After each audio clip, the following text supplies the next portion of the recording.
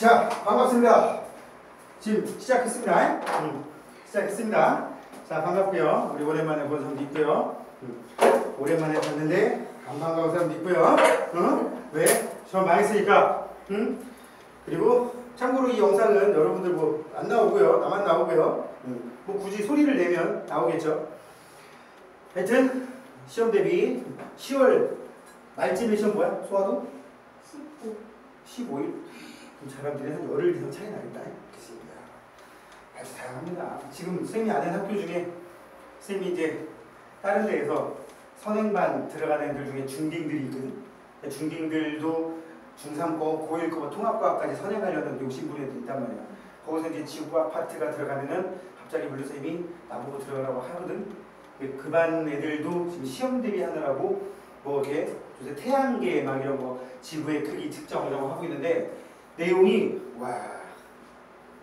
그 태양계 파트를 다 해야 되거든. 뭐 한 절반 정도만 좀 어렵지. 뭐 별의 일주운동, 연주운동 나오고. 근데 시험이 9월 22일이래. 9월 22일이래. 코로나로 13일까지 강의 못 하거든. 그러니까 걔네들이 뭘로 하냐? 줌으로 하고 있어. 한 3번 만에 시험 대회 끝내. 그러네. 22일이면 이제 얼마 안 남았네.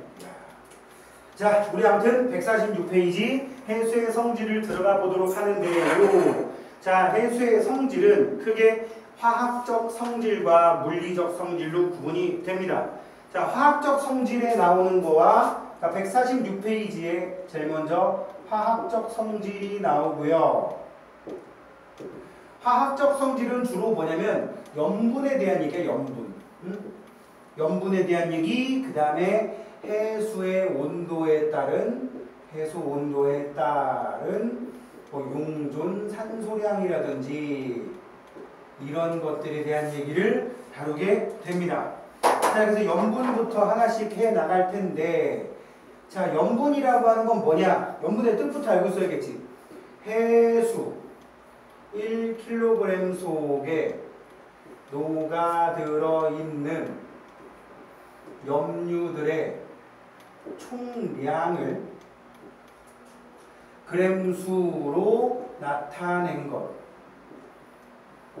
보고 있는 것처럼 줄줄 튀어나오지? 왜? 이건 초딩들도 이해할 수 있는 개념이야. 그러니까 내가 지금 이런 얘기를 하는 이유는 제발 좀 쫄지 말라고. 바닷물이란 뜻이에요. 국어 시간입니다. 잠깐. 바다 해자, 물 숫자. 그지? 1kg이면 몇 g이에요? 1000g이에요. 1000g 속에 녹아있는 염류. 예를 들면 염화, 나트륨. 기억나지? 염화, 나트륨, 염화, 마그네슘. 이거 말고도 뭐 황산, 나트륨, 황산, 마그네슘, 기타 등등이 있는데 대부분 요거 두 개가 한 90% 넘게 차지합니다. 보통 바닷물의 짠맛, 바닷물의 쓴맛을 나타내는 성분에 들어있는 건데 이것들의 총량을 그램수로 나타낸 거라서 주로 어떻게 하느냐? 1kg의 해수 속에 이 건더기들이 얼마나 들었는지 확인하려면 다 줄여서 날려보내면 돼. 끓여서 졸여버리면 돼. 이 속에 다 줄여서 날려보냈더니 하얀 가루가 공포의 하얀 가루가 아니라 하얀 가루가 막 각진 가루가 한 35g 정도가 나오더라. 그럼 그 지역은 우리는 염분이 몇이라고 얘기하는 거야? 염분 35g/kg이라고 얘기하면 되는 거야. 이게 염분을 표시하는 방법이야. 근데 쓰고 나니까 또 굉장히 단위가 길지. 그래가지고 만든 단위가 예전에 35%이라는 거였어. 어디서 본 거랑 많이 비슷하지? 35% 기억나냐? 이게 뭔 뜻이야? 이거는 100분율이라고 그러지? 100개 중에 35개가 차지하는 비율이다라는 뜻이지. 이거는 1000개 중에 35개라는 뜻이야. 왜 1000개냐? 봐. 100은 1빵빵이지. 1000은 1빵빵빵. 옛날 기억도. 근데 아마 원리가 이게 맞을걸? 1000분율. 그래서 이건 100분율, 이건 1000분율 이렇게 얘기했는데 지금 듣기에도 유치하지. 정말 유치해? 유치해서 그런지 몰라도 최근 들어서 최근 한 몇 년? 한 5년 사이에 이거는 우리 퍼센트라고 했던 거 기억나지? 퍼센트. 그치? 자주 쓰잖아. 이건 퍼밀이라고 했거든. 퍼밀. 이 퍼밀이라는 단위는 요새 잘 안 쓰고 뭘 쓰느냐? PSU라는 단위 씁니다. Practical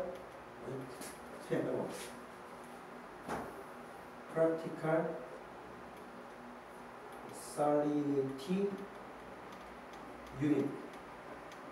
뭔 뜻일까? 식용 염분 단위라고 합니다. 응? 근데 얘랑 똑같아.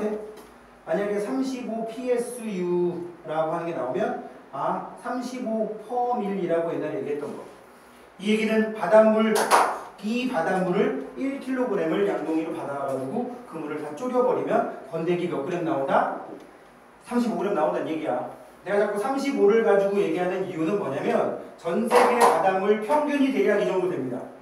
전 세계 바닷물 평균이 한 이 정도 된다고요. 알았지? 자, 그래서 거기 해수의 염분부터 보게 되면 해수 1kg, 거기다 써 1000g 속에 들어있는 염류의 총량을 그램수로 나타낸 것을 해수의 염분이라고 하고 PSU라는 단위를 쓰고 있고요. 전 세계 바다 평균이 약 35 PSU라고 한다는 거. 그 다음에 이제 그 오른쪽에 나와 있는 원그래프를 보게 되면 쌤이 제일 많다고 했던 두 개가 딱 써있지. NaCl, MgCl2, 기타 등등 나와 있다고. 그지? 자, 여기에서 또 하나의 법칙이 나옵니다. 염분 비일정 법칙. 염분 비일정 법칙. 여기 제일 중요한 말이 비란 뜻이야. 비. 응? 비가 뭐야? 비율이란 뜻이지. 비율. 그지? 이거를 이제 또 정의하면 이렇게 돼. 전 세계 바닷물들은, 전 세계 해수는 지역에 따라, 응? 고위도냐, 저위도냐, 응? 또 해안가냐, 바다 한가운데냐, 지역에 따라, 또 기후에 따라, 또 증발량과 강수량 등등에 따라 염분은 다를 수 있어. 그죠? 염분은 다를 수 있다. 예를 들자면 아까 전 세계 평균이 35 PSU라고 그랬는데 이거보다 작은 30 PSU인 것도 있을 것이고 이거보다 높은 40 PSU, 심지어는 어디 가면 200 PSU인 것도 있긴 있단 말이지. 그 유명한 사해. 응? 알지? 그 뭐 사람 둥둥 뜬다는. 응? 참고로 거기는 지금 바다로 취급 안 합니다. 염수, 호수. 바닷물하고 연결고리가 끊겨가지고 육지에 갇힌 물이라서 염수, 호수라고 하고 들어가면 피부 상한대요. 지금 계속 쫄고 있는 중이라서. 자, 그런데 염분은 다를 수 있다. 아직 안 끝났어. 그런데 그 해수의 총 염류 중에서 특정 염류가 차지하는 비율은 전 세계 어디나 같다라는 거야. 딱 들으면 무슨 말인지 잘 모르겠지. 자, 거기 오른쪽이 원 그래프가 있었는데 여기가 지금 35 PSU일 때 35 PSU일 때 NaCl이 어느 정도 된다고 돼 있습니까? 27.21이라고 돼 있지. 그지? 하나만 더 해볼까? 염화 마그네슘 3.81이라고 돼 있어요. 3.81g. 그럼 잘 봐봐. 35 중에서 27.21g이 NaCl이고 3.81g이 MgCl2래. 염화 마그네슘이래. 그지? 이거 봐. 총 염류 중 특정 염류가 차지하는 비율. 예를 들어 NaCl로 하면 NaCl이 차지하는 비율. 즉 35분의 27.21이라는 이 비율은 전 세계 모든 바다가 다 똑같다는 얘기야. 그러면 만약에 40 PSU인 곳에서는 NaCl이 얼마나 될까? X 해놓고 이거 두 개 갖다고 놓고 풀면 X 구하면 이게 40 PSU인 곳에서의 NaCl이 아니야. 아마 이 숫자가 좀 크겠지. 이해가요? 응? 이해가세요? 안 가세요? 그러면 이 30 PSU인 곳은 아마 27.21보다 좀 적겠지. 여기도 봐. 30분의 뭐 y 해버리면 이렇게 해서 또 이거 곱하고 y에 관한 식으로 바꿔서 계산해버리면 y값 나오겠지? 그러니까 y는 27.21보다 좀 작을 것이고 x는 27.21보다 클 거 아니야. 요 비율 계산을 하는 게 아니라 이 비율은 일정하다고.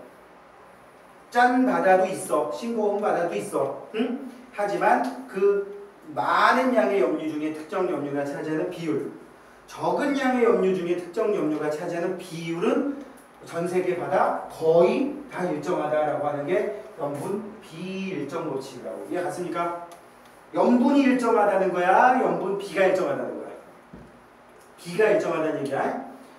자, 이제 무지하게 중요한 표층 염분의 변화로 가보도록 합시다. 표층 염분의 변화.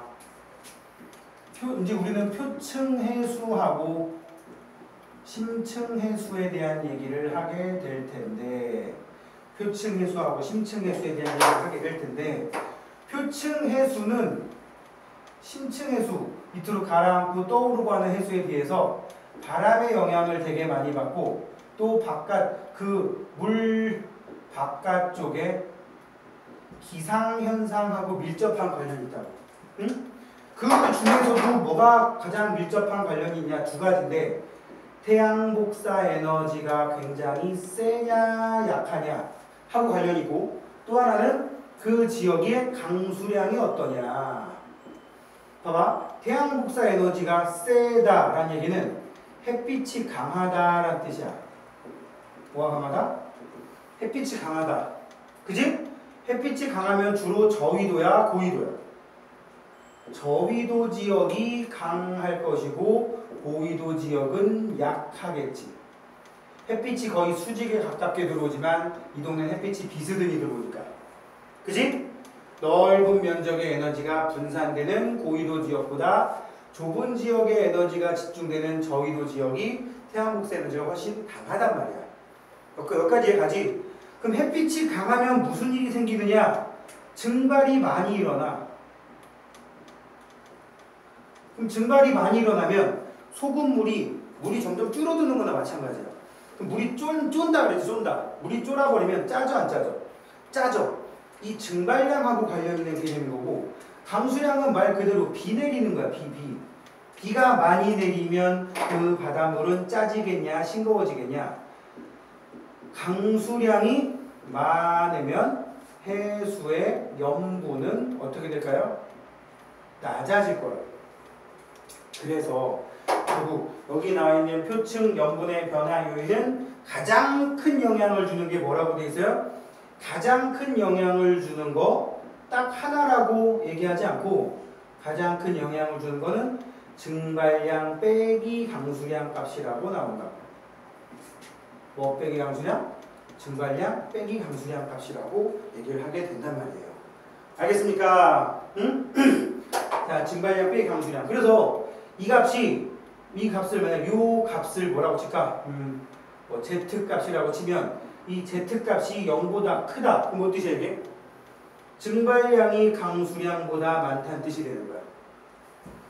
만약에 Z 값이 0보다 작다, 마이너스가 나온다. 그럼 증발량보다 강수량이 많다는 얘기야.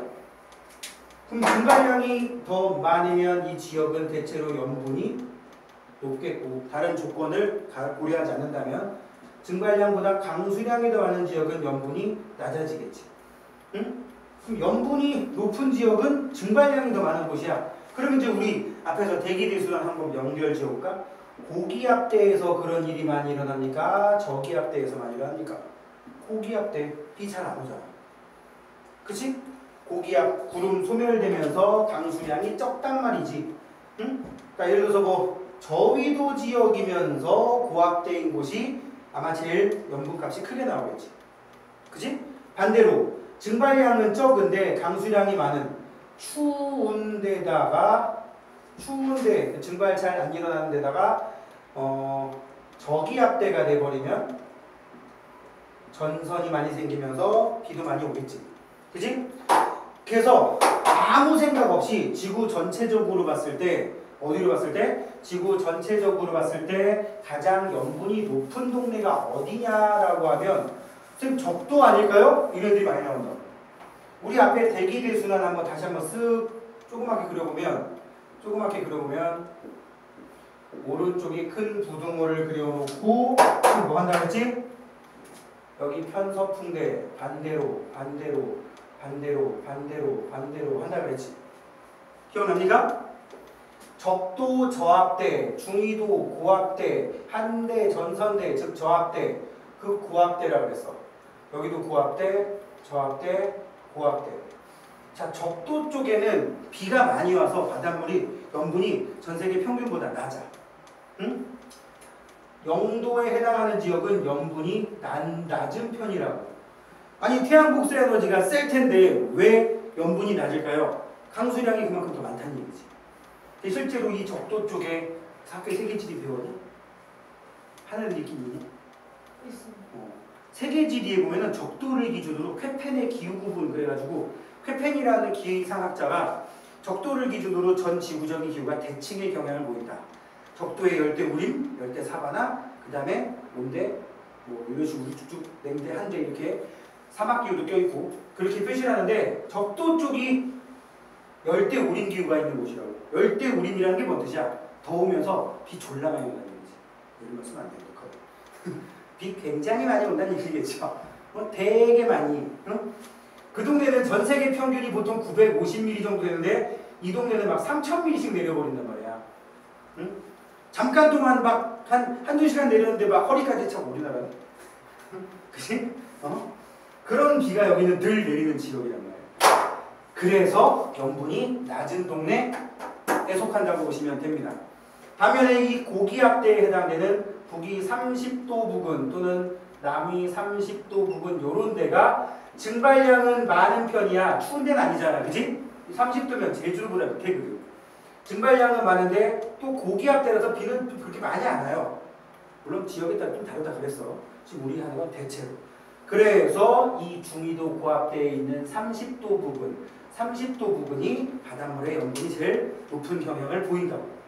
실제로 바다라고 하면은 짠바다가 주로 저 지역에 많이 몰려있고 또 어느 지역에 많이 몰려있느냐? 육지에 있으면 사막도 여기 많이 분포되어 있어. 모두 많이 분포되어 있어? 사막. 응? 거기 뒤에 지도 봐봐. 북이 25도에서 30도 요 사이가 사막이 많아. 심지어 사하라 사막도 여기쯤에 있습니다. 절대로 적도 아닙니다. 그리고 또 뭐 있냐? 북이 한 25도쯤에 한 43, 40도까지 올라가면 또 저 몽골 쪽에 고비 사막이라는 것도 있고 남반구에도 보면 아프리카 쪽에 있는 칼라리 사막, 또 무슨 사막이 있어? 나미브 사막, 또 호주 쪽에 뭐 그레이트 켈리 사막 이런 거 외운다는 거야. 자, 이런 사막들도 다 적도에서 20, 30도 위아래 쪽에 분포하고 있다고. 그래서 결론은 뭐야? 30도 노스, 30도 사우스 이 지역이 가장 염분이 높은데 이유는 증발량이 강수량보다 확연히 커서이라고. 그치? 이게 가장 큰 요인입니다. 책을 볼까요? 148페이지 보면 중간쯤에 표층 염분의 변화 요인 1. 증발량과 강수량이라고 써 있고요. 두 번째가 강물의 유입. 강물이라는 말 대신에 또 용어를 무지하게 써댑니다. 뭐라고 쓸까? 강물 또는 민물. 무슨 말인지 알지? 담수, 육수. 아주 난리가 아니지. 응? 강물, 육수, 민물, 담수라는 말 똑같은 말이야. 응? 이런 것들이 유입이 돼버리면 표층 염분은 낮아지게 될 수밖에 없다는 거. 지금 계속 표층 염분이라고 하고 있어요. 강물이 흘러들었을 때 그 강물이 더 깊은 데까지 가라앉냐? 안 가라앉아. 강물은 짜질 않아서 밀도가 크질 않아. 이제 우리 밀도 얘기하겠지만 밀도가 크질 않아서 가라앉질 않아. 근데 실제로 처음에 강물이 바다에 확 유입되면 강물이 위쪽에 딱 자리 잡고 있어. 조금 더 지나가야 시간이 지나야 섞인다고. 파도 치고 해야. 응? 그래서 만약에 이렇게 우리나라 요새 여름 날씨처럼 막 흙탕물이 강물에서 바다로 많이 흘러들면 흙탕물만 위에 떠 있습니다. 이게 눈에 보여. 응? 흙탕물이 있는 영역과 바닷물이 있는 영역이 눈에 보인다고. 자, 하여튼 이런 것들이 유입되면 어떻다? 싱거워지겠지 당연히. 그 다음에 세 번째 나와 있는 게 결빙과 해빙이에요. 세 번째가 결빙과 해빙. 결빙이란 말이 무슨 뜻이야? 언다. 얼음이 언다. 해빙은 얼음이 녹는다. 자, 여기서 당연히 알 거라고 생각하지만 얼음은 어디에 속해? 얼음. 바닷물이야? 육지물이야? 얼음은 육지물이야. 육지물, 육수 또는 담수 제일 많이 쓰는 단어예요 이게. 응?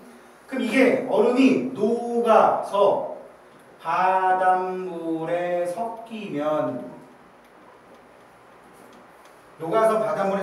무슨 일이 생기겠니? 이 바닷물 싱거워지겠지? 그 얘기야. 그러니까 해빙이 일어나게 되면 얼음이 녹아서 바닷물 염분 낮아지는데 이거 들어. 결빙, 해수가 언다. 그럼 뭐 어떻게 되냐? 얼음이 만들어지지. 근데 얼음은 짜냐 안 짜냐? 얼음은 안 짜요.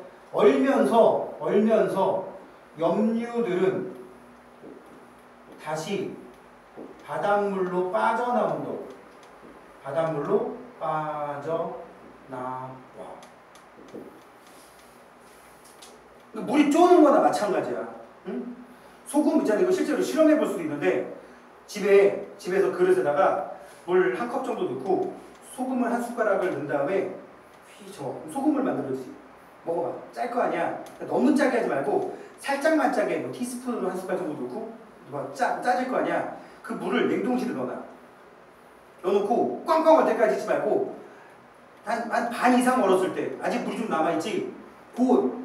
한 반쯤 얼어있고 반은 물이면 아직 이게 톡톡 깨버리면 물 나오잖아. 그 물 따라가도 먹어. 졸라 짜. 굉장히 많이 짭니다. 되게 짭니다. 왜 짜죠? 얼음 얼 때 H2O만 언단 말이야. 아까 왜 여기서 얘기했던 여기는 요만한 둘이 뭐하면 좀 도로 밑으로 빠져나온다. 이거 실제로 선생님이 예전에 다큐멘터리에서 본 건데 북극 쪽에 막 이렇게 보는데 위에 요만큼 드러나 있으면 밑에 이따시만큼 있는 거 같지. 여기를 이제 이게 그 잠수부가 수중 카메라를 들고 지나갔거든. 막 이렇게 오리발 달고 막 지나가는데 그냥 파란 배경이야. 바닷속이니까. 근데 이거 색깔이 이거밖에 없어. 뭐가 계속 여기서 이렇게 막 떨어지고 있어. 마치 꼭 좀 표현하면 이 얼음 속에서 어떤 사람이 맛소금통을 가지고 이렇게 막 털고 있는 느낌이지. 뭐가 자꾸 물속으로 빠져나와. 그러면서 나레이션 나오는데 이게 염분이라는 거야. 이 위에서는 녹는다고 봐도 밑에서 또 얼지 이거. 얼 때 이 주변 바닷물들이 얼면서 소금기 밑으로 빠지는 거야. 그러니까 이 바닷물들은 굉장히 짜단 얘기지. 결빙이 일어나는 바다는 짜단 말이야. 그럼 이제 결론 볼게 결론. 그러면 북극, 남극 이 지역은 바닷물이 짜다. 전 세계 평균보다 짜다고 해야 돼? 싱겁다고 해야 돼? 문제에 따라 달라. 응? 결빙이 일어나고 있는 북극해 바다. 그럼 짜다고 해야 되는 거고, 빙하가 녹고 있어서 북극곰이 어디에서 쉴지 모르겠고 막 먹이를 한 달 동안 못 먹어서 삐쩍 꼬라 있고 막 그 영상 보면 또 얼음 쩍 갈라진 장면 나오고 막 북극곰 계속 헤엄치다가 힘들어져 있고 그럴 때는 뭐가 되는 거야? 해빙이 더 우세한 상황인 거니까 그때는 염분이 낮다라고 해석을 하면 되지. 그러니까 문제에서 주어진 조건만 가지고 보면 됩니다. 응? 남극도 겨울에는 바닷물이 좀 더 어는 경향을 보이고 여름 되면 녹는단 말이야. 또 남극, 북극 반대인 건 알죠? 계절이. 요렇게 문제에서 해석하는 대로 하면 되고요. 그리고 이 증발량 빼기 강수량 값이 표층 염분하고 밀접한 관련이 있다는 거 꼭 명심하세요. 극지방 제외. 극지방 얘기했지? 이런 동네. 그러니까 북이 60도 이상, 또 60도 사우스보다 더 아래쪽으로 이런 곳들은 조건에 따라 다르다는 거. 이 두 지역을 제외하면 대부분 위도 북이 60도, 남이 60도까지는 주로 어떤 경향을 보인다? 표층 염분과 증발량 빼기 강수량 그래프가 겹치는 경향을 보인다고. 거기 보이지? 그지? 146페이지 밑에서 있는 그 그래프 있잖아. 지도 오른쪽에 그래프. 표층 염분 그래프랑 증발량 빼기 강수량 값 그래프랑 극지방권, 이런 북극권, 남극권을 제외하면 거의 일치하는 경향을 보인다고. 알겠지? 자, 선생님 말한 거 써 있습니다. 적도해요. 저압대가 위치하여 강수량이 많으니까 표층 염분이 낮다. 응? 열대우림. 전 세계 강수량의 평균 강수량의 3배 가까이 내려버린단 말이야. 또 중위도.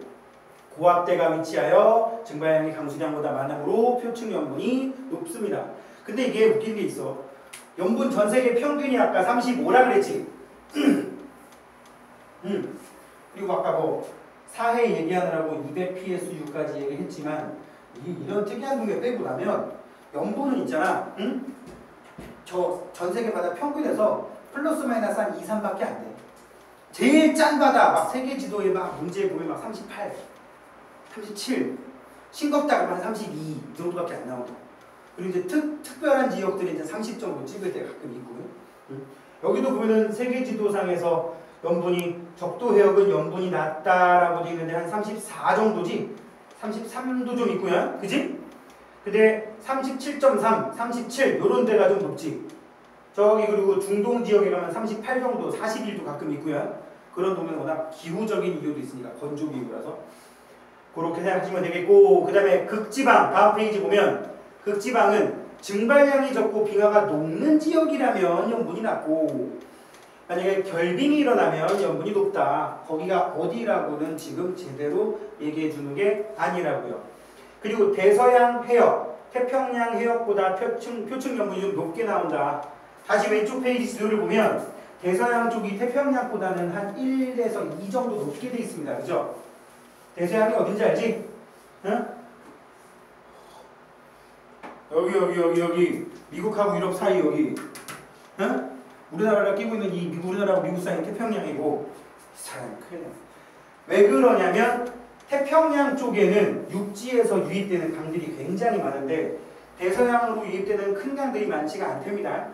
그래서 대서양이 육지물의 유입이 좀 적은 편이라서 조금 더 짠 편이다. 태평양보다는.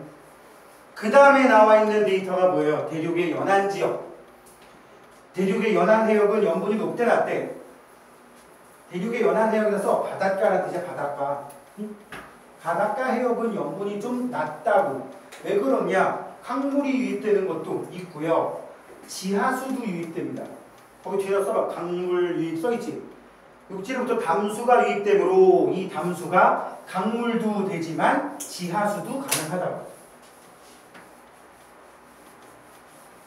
알았나요? 거기까지 기억을 해 주시고 그 다음 내용을 이제 보도록 합시다. 이번에는 용존기체. 무슨 기체? 용존기체. 물속에 용해돼서 존재하는 기체. 응? 그러면 이제 여러분들이 미리 알고 있어야 될 내용. 미리 알고 있어야 될 내용이 뭐가 있을까? 기체의 용해도라는 개념이 있습니다. 무슨 개념? 기체의 용해도. 기체의 용해도.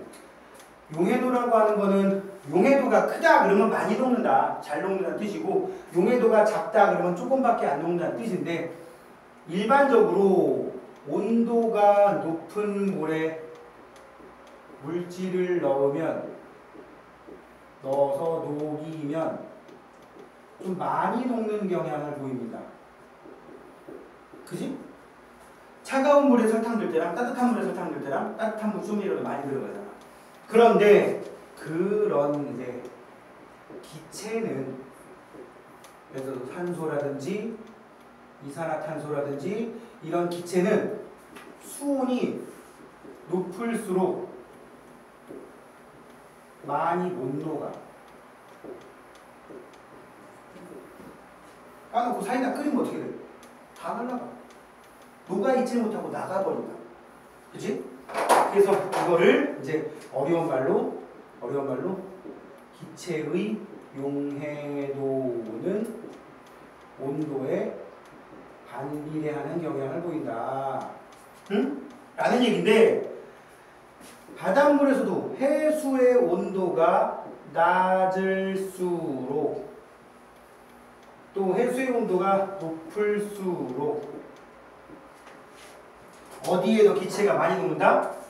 온도가 낮을수록 기체가 많이 녹아요. 온도가 높으면 기체가 적게 녹아. 알겠지? 응? 아주 기본적인 얘기예요. 그냥 더 줄여버리면 차가운 물에 무조건 많이 녹는다고. 그게 산소건, 이산화탄소건. 근데 무조건 이산화탄소가 더 많이 녹아요. 이건 분자 구조 때문에 그래. 산소보다 이산화탄소가 분자 구조 자체가 원래 물에 잘 녹는 기체예요. 성질이. 응? 극성 공유결합, 무극성 공유결합 들어봤냐? 뭐 그런 개념 잊어버려. 니네 혹시 시중에 파는 물 중에 산소가 포함되어 있는 물 파는 거 봤어? 산소수?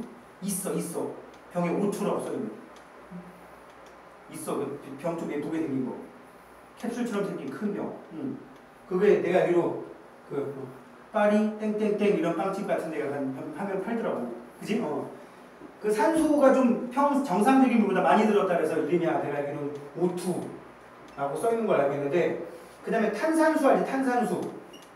응? 뭐 굳이 여기다가 당분 넣어가지고 달게 만든 뭐 사이다라든지 이런 거 말고, 응? 탄산수 있잖아. 뭐 그래 아니면 뭐 이런 거 있잖아. 응? 얘는 잘 봐. 산소수 먹으면은 산소가 들었다는 거 못 느낍니다. 혹시 들고 가서 이런 막 느낌 드는데, 얘는 딱 먹는 순간 알지? 딱 봐도 알지? 가끔씩 이거 운전하다가 잘못하면 큰일 난다. 응? 조금 흔들렸던 거를 내가 모르고 있다가 운전 중에 한 손으로 땄는데 알지?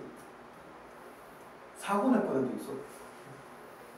그렇지 않겠냐? 여기 퍽 흘렀는데 내가 의연하게 계속 운전하지 않을 거야. 으씨 이랬을 거 아니야. 내 말은 이거는 물속에 되게 많이 녹아 들어간다고.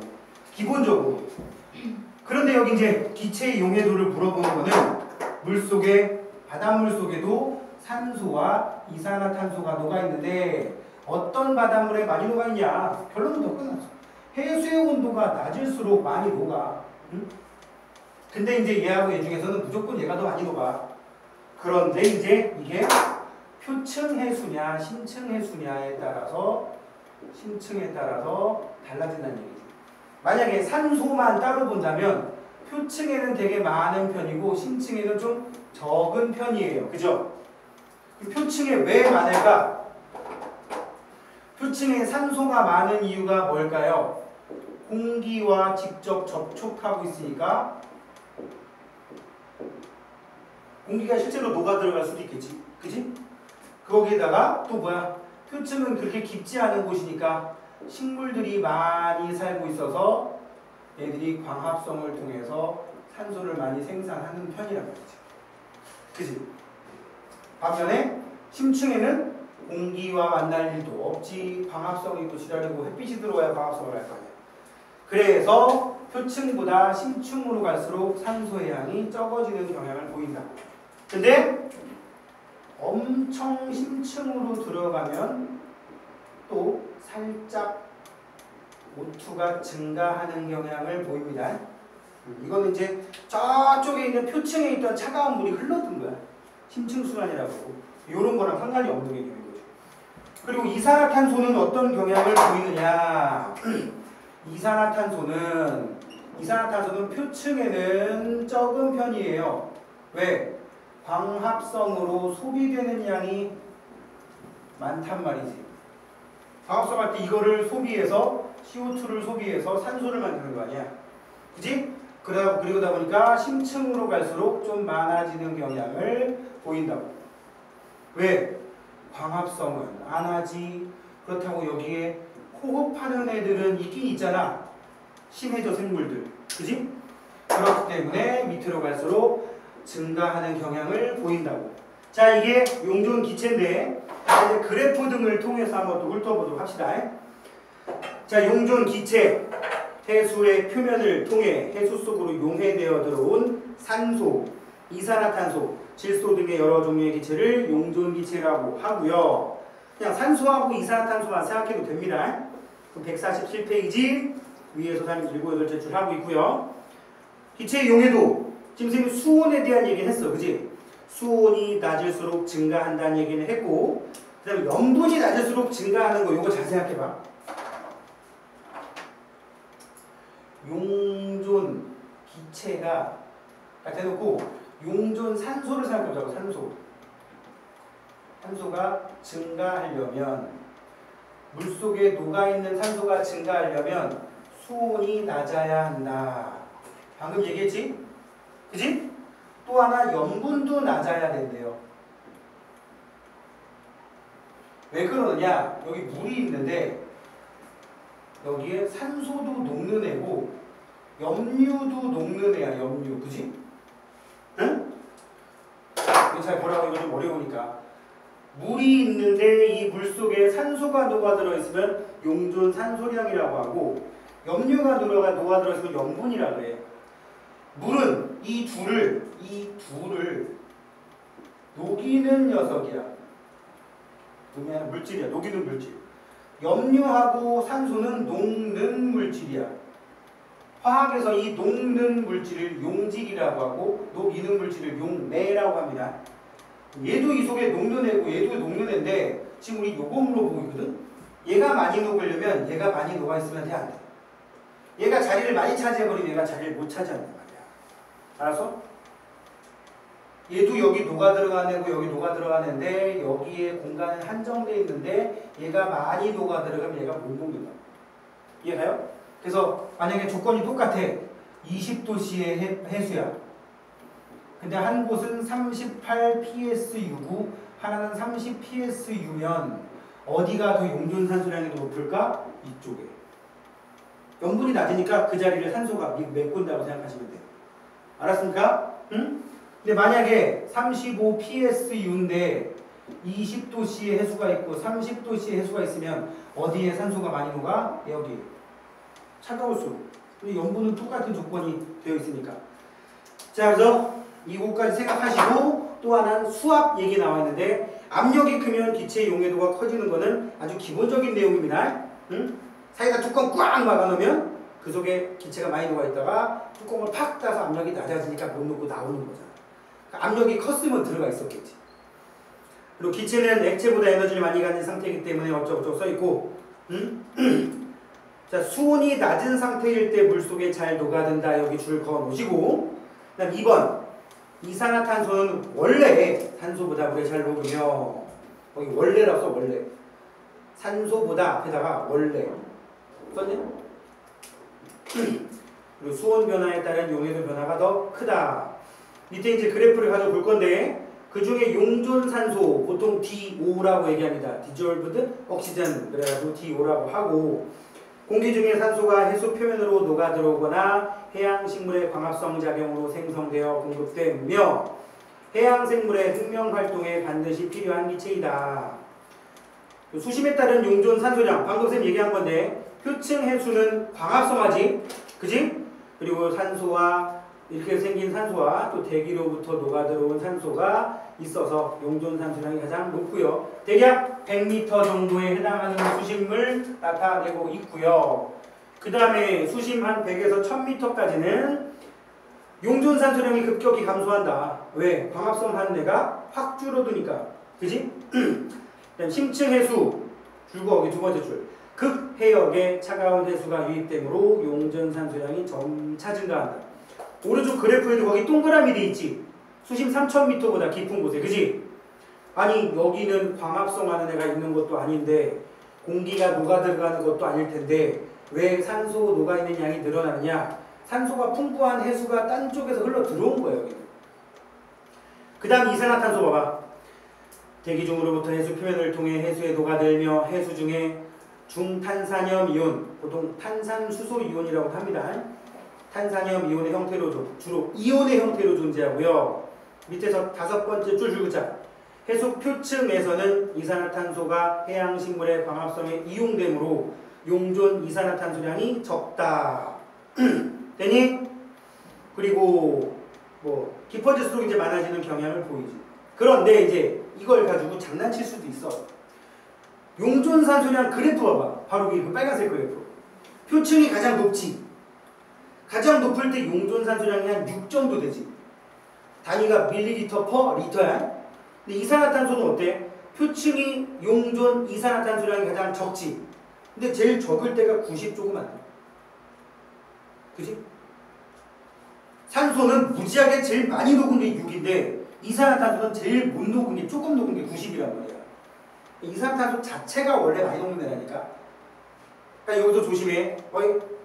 산소는 표층에 많이 녹아있고 심층으로 갈수록 줄어들다가 더 깊은 데 가면 심층수가 주변에서 유입되면서 증가하는 양상을 보이는데 이산화탄소는 표층에는 낮고 심층으로 갈수록 증가하는 경향을 보인다고.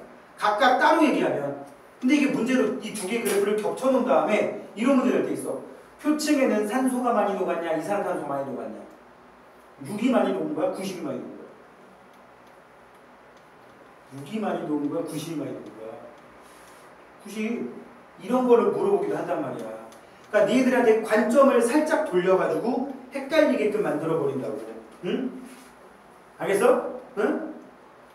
내가 몸무게가 80kg가 나간단 말이야. 그럼 이 중에서 내가 제일 뚱뚱하잖아. 그지? 대답 못하네. 그런데 내가 만약에 씨름 선수들 보이는 하면 어떻게 되겠어? 게임도 안 되겠지. 뭐 거기 뭐 세 자릿수가 네가 발표사는 세 자릿수잖아. 응? 이런 거란 말이야. 산소가 아무리 많이 녹아 있어도 이산화탄소랑 해면 1대1로 붙이면 게임이 안 된다고. 응?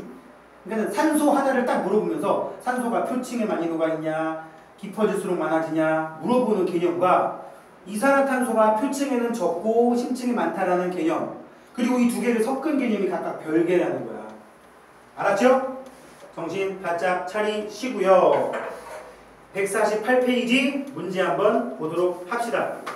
참고로 이게 내신이기 때문에 여러분들이 한 문제 정도는 나올 수 있다고 생각을 해서 위에 개념 확인 냅두고 1번 전세계 해수의 평균 염분은 약 35psu이며 각 해양에서 측정한 염분은 서로 다르지만, 그지? 염분 높은 바다도 있고 염분 낮은 바다도 있다고 그랬지만 해수에 녹아있는 염류들의 상대 비는 어떻다? 일정하다라고 그랬습니다. 지금 148페이지 1번 문제 풀고 있고요. 2번 이게 지금 이제 염분 비일정 법칙이지. 염분 비일정 법칙. 자, 선생님 여기다 10만 쓸 거예요. 염화나트륨이 24.88. 근데 그 밑에 합계를 보니까 32야, 그지? 그래 안 그래? 지금 A와 B에 해당하는 값을 쓰라고 돼 있어. 응? 이거 원래 계산하려면 어떻게 계산하면 되느냐? 다른 값이 있는 거, 다른 값이 있는 걸 가지고 계산하는 거야. 만약에 A를 계산한다고 치면 A 24.88 대 A의 비율이나 그 밑에 있는 염화 마그네슘 3.48 대 그 다음에 4.35의 비율이나 똑같단 말이야. 응? 또 보게? 그 다음 B를 계산하기 위해서는 B를 뭐 굳이 염화 마그네슘 안 쓰고 기타 써도 됩니다. 자, 합계를 계산할 때가 32.00일 때 B라면 3.48 대 4.35 이렇게 계산하면 된다. 왜? 염분 B가 일정하기 때문에. 뭐가 일정해? B가. 응? 이렇게 계산하면 A가 31.10인가가 나온대요. 응? A가 31.10인가 나오고요. 응?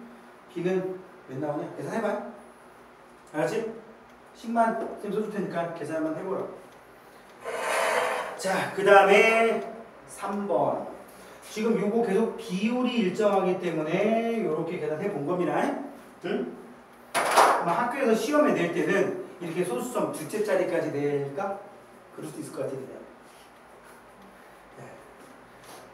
내신 문제가 거의 뭐 수능 문제 위주로 낸 거랑 거의 동급이라 80%가 수능 모의고사 이런 문제집에서 낸 거라서 거기다가 또 튜닝까지 했어요. 살짝. 응? 굉장히 능력이 출중하신 선생님인가 봐. 굉장히 노력파. 수업은 원격 수업 하고 앉아있는데. 그지? 자, 3번. 각 설명에 해당하는 요인만을 보기에서 있는 대로 고르시오. 해수의 표층 염분을 증가시키는 요인. 강수량이 증가하면 염분 낮아집니다. 그죠? 기업은 염분이 낮아지는 효과가 나오겠고, 니은은 어떻게 돼?